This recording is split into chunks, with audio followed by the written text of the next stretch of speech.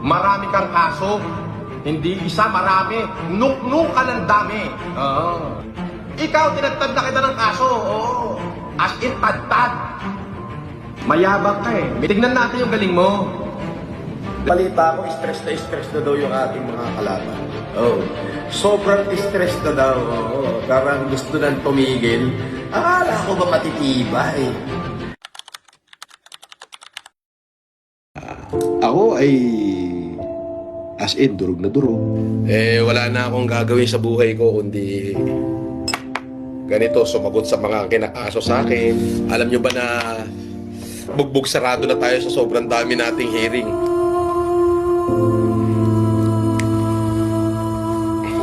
Bugbog sarado talaga. Malusaw naman.